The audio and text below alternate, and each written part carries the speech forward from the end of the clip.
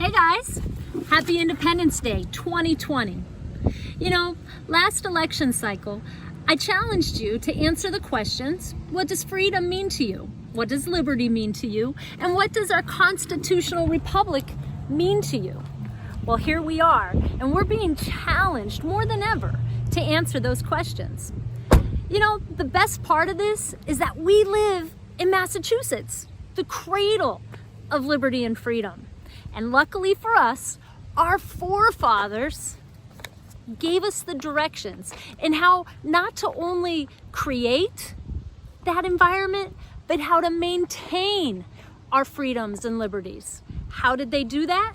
They created a roadmap, a strategy, a blueprint to follow, a liberty matrix that has been carved into 180 tons of solid granite. And it's right here in Plymouth, Massachusetts. Let's go take a look. The first thing you notice is this towering statue with her finger pointing straight up to the heavens, a star of knowledge on her forehead, and an open Bible clutched in her hand. She is faith, and everything else is tied to her and is beneath her. Off to the side is morality. Morality has no eyes. She is blind. Her internal character rests within. She has her Bible in one hand and tablet with the 10 Commandments on the other. For it is Christ that has set her free, and supporting her is the evangelist. The evangelist is helping to preach the message, to change the heart so one knows what to do and what is right. Once you know right from wrong, you progress from morality to equal justice and law. This law is based on God's law, which with Christ provides freedom. In order to have a civil society, it requires order and fairness. God's law is merciful. This law is fair and just, and it's not tyrannical.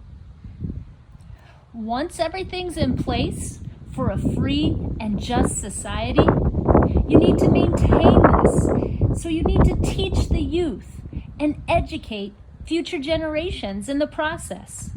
It's the responsibility of the parents and the grandparents to educate and train up the children in the way that they should go, to teach faith, internal morality, and to understand the need and importance of fair, just, and merciful law. The result is breaking the chains of tyranny, sustaining liberty, and maintaining peace through strength. When the Pilgrims landed on Plymouth Rock, they worked to establish something that had never been known to mankind over the course of the entire planet, that had never been established before. They wanted a system that instead of top down, from the king down, from the government down, pushing and ruling, they worked using those guiding principles on how to have a system from the inside up. In order to maintain our freedoms and liberty, we must have a moral and just society. It's that simple. That is the answer. Those are the ingredients. There's no other way. The Pilgrims created that. Our founding fathers utilized those same principles in designing the foundation for this country. Our foundation has always been an ideal. It's something to strive for. It's never been perfect, but it is the most perfect system that has ever existed, known to man. That was quite a statue. No doubt about it. I hope you guys learned something from that. I know I did.